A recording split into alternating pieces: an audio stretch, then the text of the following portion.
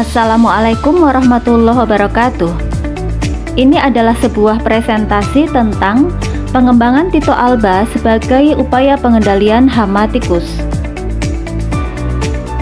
Salah satu kendala dalam usaha tani padi adalah hama. Tikus merupakan salah satu hama penting pada pertanaman padi di Indonesia. Kehilangan hasil akibat serangan tikus mencapai 15 hingga 30%, bahkan dapat mencapai 50-100%. Pemasangan rumah burung hantu atau rubuha menjadi salah satu alternatif mengendalikan hama pengerat tersebut.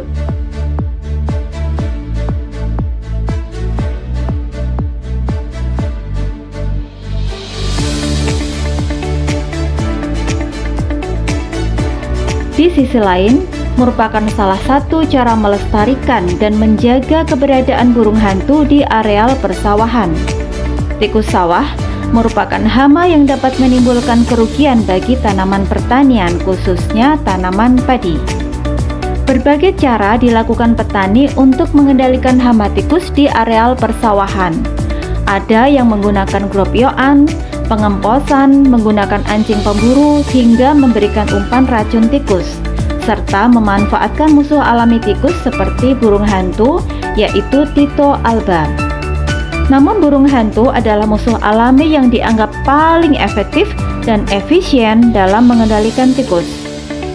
Hal ini juga sesuai dengan salah satu prinsip pengendalian hama terpadu atau PHT, yaitu memanfaatkan musuh alami hama. Rubuha tersebut dibuat agar burung hantu secara alamiah dapat singgah, menempati dan berkembang biak di rumah burung hantu tersebut. Pemanfaatannya juga relatif murah dan tidak memiliki dampak negatif pada pencemaran lingkungan.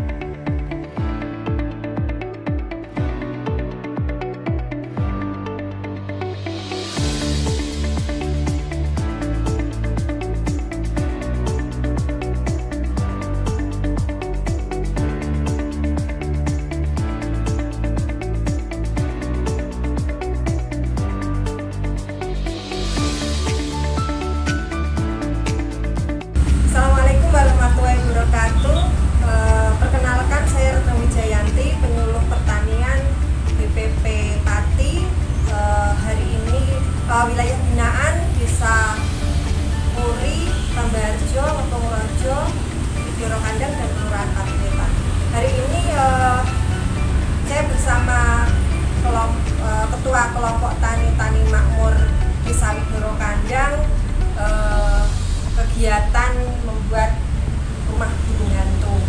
Jadi ini termasuk kegiatan kelompok sebagai upaya untuk pengembangan burung hantu Tito alba, musuh alami dari hama tikus di sawah.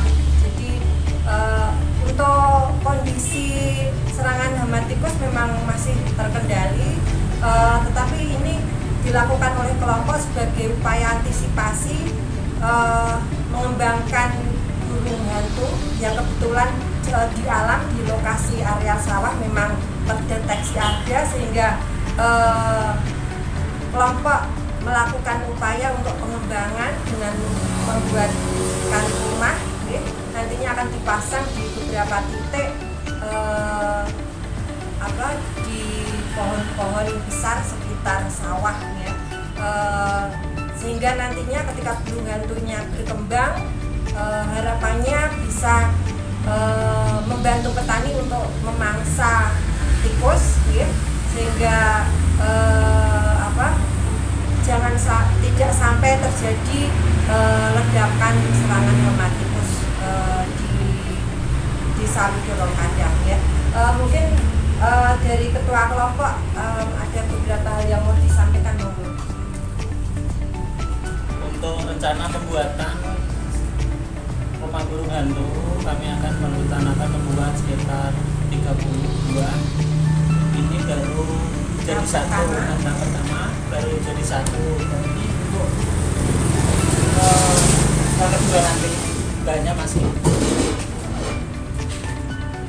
Untuk pemasangannya sepanjang tanggul Sungai Sumugonggon dan pohon-pohon besar yang ada di dekat sawah kelompok tani makmur. Oke ya, jadi itu tadi penyampaian dari Ketua Kelompok Tani Pak Mat Soleh. Semoga kelompok tani ini semakin maju mengembangkan kegiatan. Jadi ini salah satunya. Kemudian ada juga kegiatan rumah pompa yang nanti juga akan dikelola oleh kelompok tani terkait dengan pengelolaan irigasinya. Terus kemudian pengelolaan dan pemanfaatan alat mesin pertanian khususnya traktor ya, dari kelompok tani juga ada, dan juga pompa air. Jadi itu semoga kelompok ini semakin berkembang. Harapannya nantinya terkait dengan pengelolaan alsintan, kelompok tani makmur di Sawit Biro Kandang ini juga bisa berkembang membentuk unit pengelolaan jasa alsintan ya. Harapannya seperti itu. Terima kasih. Nanti ketika U2-nya sudah jadi 2 untuk tahap pertama ini, akan selanjutnya proses pemasangan di areal pesawahan. Demikian, terima kasih. Assalamualaikum warahmatullahi wabarakatuh.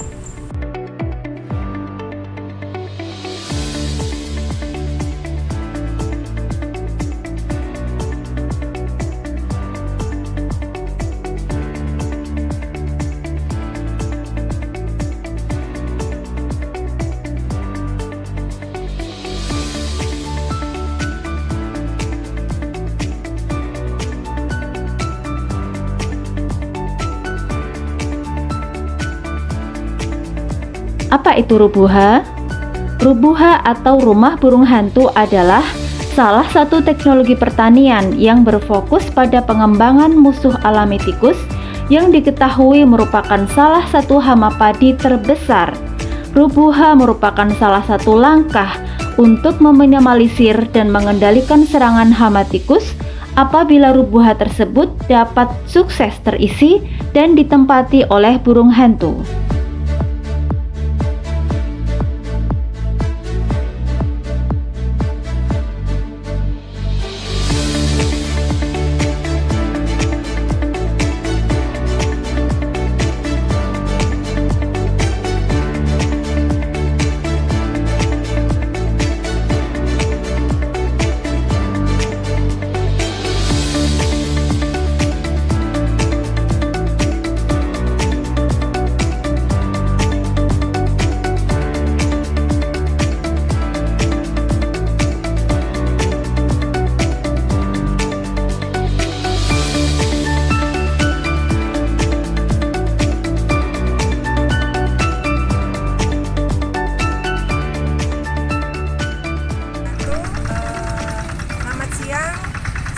Jayanti, Penyuluh Pertanian di Desa Widoro Kandang, Kecamatan Pati.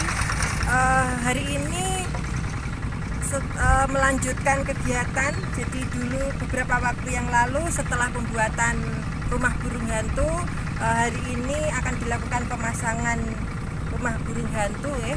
Ada 2 unit dan ini titik pertama nanti akan dipasang di pohon randu ya. Jadi di mana pohon randu ini biasanya jadi tempat bertenggernya burung hantu ya Pak ya. Jadi sudah dideteksi dari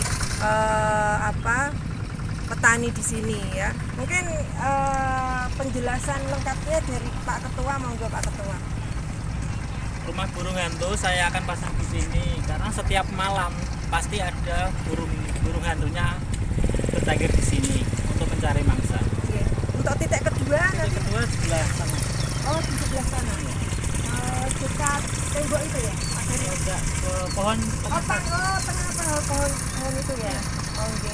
Ya, oke ya. Jadi itu dan ini sebagai upaya dari kelompok untuk pengembangan burung hantu Tito Alba yang hidup secara liar, di mana burung hantu itu predatornya hama tikus. Harapannya ketika burung hantu di sini berkembang, karena burung hantu tuh Tito Alba itu nggak bisa buat rumah sendiri, nggak bisa buat sarang sendiri. Biasanya dia menempati gedung-gedung bangunan tinggi seperti itu sebagai sarangnya. Tetapi ketika sudah beranak, ya, biasanya anaknya yang sudah dewasa ya akan disuruh pergi untuk mencari tempat yang lain. Ya. Jadi sepasang induknya itu yang menetap di tempat tersebut. Ya. Jadi ini supaya burung hantunya berkembang lebih banyak lagi, sehingga hama tikus sawah ya dapat terkendali karena pemangsa predatornya juga berkembang di sini banyak. Oke, untuk hari ini terima kasih, semoga bermanfaat. Assalamualaikum warahmatullahi wabarakatuh.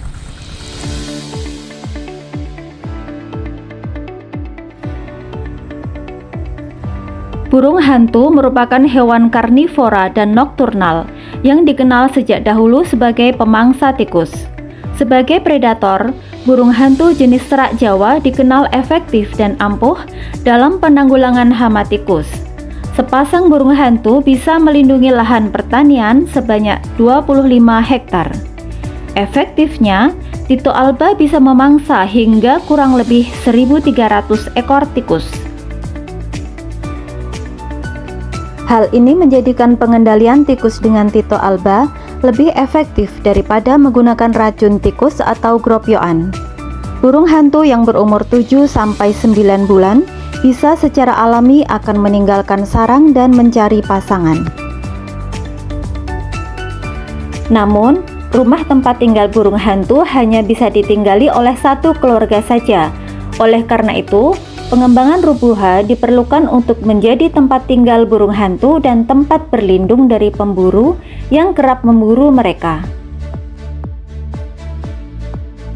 Mengapa burung hantu perlu dibuatkan rumah? 1. Burung hantu tidak bisa membuat sarang sendiri. Kedua, mempunyai sifat burung berumah 1. 3. Tempat untuk mengintai mangsanya yaitu tikus. 4. Kalau tidak dibuatkan sarang buatan, burung tersebut akan bersarang pada tempat yang tidak terkontrol, sehingga telur atau anak akan mudah jatuh. Kemudian kelima, sesuai habitatnya, burung hantu biasanya akan bersarang di gedung, di pohon rindang atau berlobang dan tidak dilindungi, sehingga seseorang atau pemburu akan mudah mengambil atau menembak burung tersebut dan akibatnya populasi burung hantu dapat berkurang. Keenam, cara memburu mangsanya tidak tertuju pada hamparan lahan sasaran yang diinginkan. Ketujuh, secara intensif perlu dikembangkan rubuha. 8. Dalam satu hari, burung Tito alba dapat memakan 3 ekor tikus dan semua tikus yang biasa dijangkau dapat dibunuh. Kesembilan, burung Tito alba yang sudah berumur 8 bulan ke atas dalam 1 tahun dapat bertelur 2 kali. 1 kali bertelur dapat menghasilkan 5-10 butir. Ke-10, burung Tito alba mempunyai sifat sebagai burung yang setia. Dia akan tinggal pada tempat tinggalnya sampai mati. Fase kawin Tito alba terjadi pada akhir bulan penghujan dan awal kemarau, antara bulan Maret hingga bulan Mei. Meski terkenal sebagai hewan soliter, pada fase mating, burung hantu jantan dan betina biasanya akan bertemu dan membuat sarang untuk melaksanakan ritual kawin dan membesarkan anak-anak mereka. Usia burung hantu siap kawin adalah yang berumur di atas 1 tahun, yaitu 13 atau 14 bulan. Setelah ritual kawin selesai, burung hantu jantan akan tetap tinggal bersama burung hantu betina. Umumnya, jumlah telur burung hantu adalah 3 hingga 4 butir yang keluar dari induk burung hantu dalam jangka waktu 1 hingga 4 hari. Telur-telur tersebut tidak menetas dalam waktu yang bersamaan. Sejak dimulainya masa bertelur, kedua orang tua burung hantu akan sangat protektif terhadap telur-telurnya. Burung hantu betina tidak akan mengerami telur-telurnya sampai semua telur sudah ia keluarkan. Selama masa mengerami telur, induk jantan akan keluar mencari makan untuk betinanya. Normalnya, telur burung hantu akan dierami oleh induk betina selama 32 hingga 36 hari. Setelah 32 hari, telur burung hantu akan siap menetas. Induk burung betina akan tetap mengerami telurnya hingga semua telur menetas. Interval waktu dari telur pertama yang menetas hingga telur terakhir kurang lebih 2 hingga 3 minggu. Bayi burung hantu akan memecahkan telurnya dengan paruh telur yang dimilikinya. Bayi burung hantu lahir dalam keadaan buta dan tanpa bulu. Dalam 2 hingga 3 hari, secara perlahan-lahan akan muncul bulu halus yang disebut bulu jarum. Dan dalam waktu 5 hingga 7 hari, mata burung hantu akan terbuka. Pada fase penyapihan, kedua induk burung hantu akan memberi makan dan mendidikkan anak-anaknya hingga si burung hantu mampu terbang dan mencari mangsa sendiri. Tidak semua anak burung hantu yang ditetaskan akan bertahan. Seperti hukum alam lainnya, anakan burung hantu yang terkuat adalah yang akan bertahan. Anak burung hantu yang lemah biasanya akan mati karena berbagai sebab, terjatuh dari kandang, kurang mendapat makanan karena persaingan perebutan makanan. Kemudian anakan burung hantu mulai bisa terbang pada usia 9 hingga 10 minggu setelah menetas. Dan mereka akan mulai belajar berburu sendiri di luar kandang pada usia 11 hingga 13 minggu. Anak burung hantu akan benar-benar meninggalkan kandangnya untuk hidup independen saat menginjak usia 7 hingga 9 bulan. Kemudian tentang membuat rubuha sederhana. Minimnya pohon besar yang menjadi tempat tinggal Tito Alba menjadi alasan pentingnya membuat rubuha. Rubuha sederhana bisa dibuat dengan menggunakan alat dan bahan yang sederhana. Tinggi rubuha yang ideal kurang lebih 3,5 meter. Sedangkan bangunan rubuha biasanya berukuran panjang 60 cm kali 40 cm dengan tinggi 50 cm. Demikian adalah presentasi tentang pengembangan Tito Alba sebagai upaya pengendalian hama tikus. Disusun oleh Retno Wijayanti SP, Penyuluh Pertanian BPP Pati.